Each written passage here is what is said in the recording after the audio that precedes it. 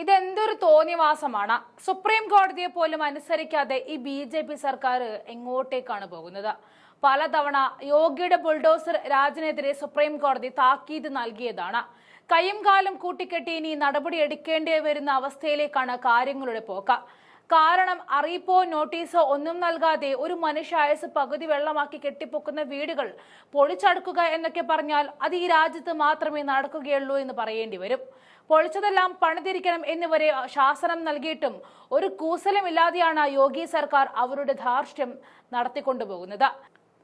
ഈ നടപടിയെ സുപ്രീം കോടതിയുടെ മനസാക്ഷിയെ തന്നെ ഞെട്ടിച്ചു എന്ന് പറഞ്ഞുകൊണ്ടാണ് പ്രയാഗ്രാജിലെ അനധികൃത പൊളിച്ചുമാറ്റലിൽ ഉത്തർപ്രദേശ് സർക്കാരിനെ കോടതി രൂക്ഷമായി തന്നെ വിമർശിച്ചത്.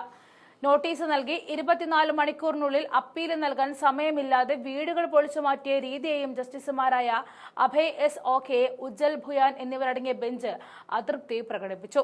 നിശ്ചിത സമയത്തിനുള്ളിൽ അപ്പീൽ അതോറിറ്റിക്ക് മുൻപാകെ അപ്പീലുകൾ സമർപ്പിക്കണമെന്നും പ്ലോട്ടിന്മേൽ ഓഹരികൾ അവകാശപ്പെടുകയോ മൂന്നാം കക്ഷി താൽപര്യങ്ങൾ സൃഷ്ടിക്കുകയോ ചെയ്യില്ല എന്നും ഹർജിക്കാർ ഉറപ്പു നൽകിയതുകൊണ്ട് തന്നെ പൊളിച്ചുമാറ്റിയ വീടുകളുടെ പുനർനിർമ്മാണം അവരുടെ ചെലവിൽ അനുവദിക്കണമെന്നും സുപ്രീം കോടതി പറഞ്ഞു. അപ്പീലുകൾ തള്ളുകയാണെങ്കിൽ ഹർജിക്കാർ സ്വന്തം ചെലവിൽ വീടുകൾ പൊളിക്കണമെന്നും കോടതി പറഞ്ഞിരിക്കുകയാണ്. ഹർജിക്കാർക്ക് ഉറപ്പ് സമർപ്പിക്കാൻ അവസരം നൽകുന്നതിനായി കേസ് മാറ്റിവെച്ചു.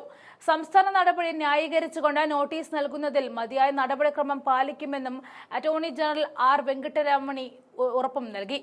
അനധികൃത കൈവശം വയ്ക്കൽ നിയന്ത്രിക്കാൻ സംസ്ഥാന സർക്കാരിനോട് ബുദ്ധിമുട്ടുണ്ടെന്നും പറഞ്ഞുകൊണ്ട് വലിയ തോതിലുള്ള നിയമവിരുദ്ധ അധിനിവേശങ്ങൾ അദ്ദേഹം ചൂണ്ടിക്കാട്ടി. പ്രയാഗ്രാജിലെ വീടുകൾ നിയമപരമായ നടപടിക്രമങ്ങൾ പാലിക്കാതെ പൊളിച്ചു മാറ്റിയതിൽ ഉത്തർപ്രദേശ് സർക്കാരിനെ സുപ്രീം കോടതി നേരത്തെയും വിമർശിച്ചിരുന്നു. ഈ നടപടി ഞെട്ടിപ്പിക്കുന്നതും തെറ്റായതുമായ സൂചന നൽകുന്നുണ്ട് എന്നാണ് കോടതി പറഞ്ഞത്. 2023 പോലീസ് ഏറ്റുമുട്ടലിൽ കൊല്ലപ്പെട്ട ഗുണ്ടാ നേതാവ് രാഷ്ട്രീയക്കാരനും കൂടിയായ ആദിഖ് അഹമ്മദിന്റെ വീടാണ് എന്ന് കരുതി സംസ്ഥാന സർക്കാർ വീടുകൾ തെറ്റായി പൊളിച്ചു മാറ്റിയതായിട്ടും ഹർജിക്കാരുടെ അഭിഭാഷകർ വാദിച്ചിരുന്നു. അഭിഭാഷകനായ സുൽഫിക്കർ ഹൈദർ, പ്രൊഫസർ അലി അഹമ്മദ് തുടങ്ങിയവരുടെ വീടുകൾ പൊളിച്ചുമാറ്റലിനെതിരെയുള്ള അവരുടെ ഹർജി അലഹബാദ് ഹൈക്കോടതി തള്ളി. പ്രയാഗ്രാജ് ജില്ലയിലെ ഖുൽദാബാദ് പോലീസ് സ്റ്റേഷനിലെ ലക്കർഹഞ്ചിലെ നസുൽ പ്ലോട്ട് നമ്പർ 90 ഒരു ഭാഗത്ത് സ്ഥിതി ചെയ്യുന്ന ചില നിർമ്മാണങ്ങളുമായി ബന്ധപ്പെട്ട് 2021 മാർച്ച് 6 ഹർജിക്കാർക്ക് നോട്ടീസ് നൽകിയതായിട്ടും ആരോപിക്കപ്പെടുന്നു. ആർട്ടിക്കിൾ 21 പൊളിക്കുന്നതിന് മുൻപ് പാലിക്കേണ്ട നടപടിക്രമങ്ങൾ വ്യക്തമാക്കുന്നുണ്ട്. ഇതൊന്നും അനുസരിക്കാതെയാണ് യോഗിയുടെ പോക്ക്. ബുൾഡോസർ രാജിൽ നേരത്തെയും UP സർക്കാരിനെ സുപ്രീം കോടതി വിമർശിച്ച് രംഗത്ത് വന്നിരുന്നു.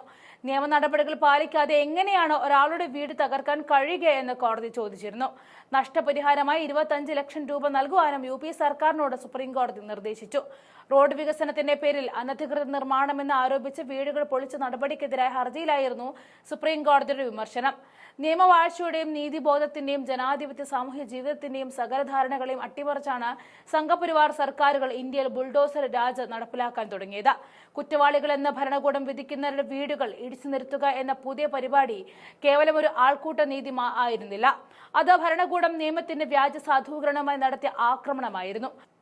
പ്രധാനമായിട്ടും മുസ്ലിം സമൂഹത്തെ ലക്ഷ്യം വെച്ചായിരുന്നു യോഗി സർക്കാർ ഇത് നടപ്പിലാക്കിയത്. ഈ അനീതിക്ക് പക്ഷേ കുടപിടിക്കാൻ ഈ രാജ്യത്തിന്റെ നിയമവ്യവസ്ഥ തയ്യാറല്ല എന്ന് തന്നെയാണ് സുപ്രീം കോടതി കാണിച്ചു തരുന്നത്. പക്ഷേ നിയമവ്യവസ്ഥയും വകവയ്ക്കാതെയാണ് BJPയുടെ പോക്ക്. സുപ്രീം കോടതിക്കും അപ്പുറം അവരാണ് എന്ന അഹന്തയാണ് ഇതിനെല്ലാം കാരണം.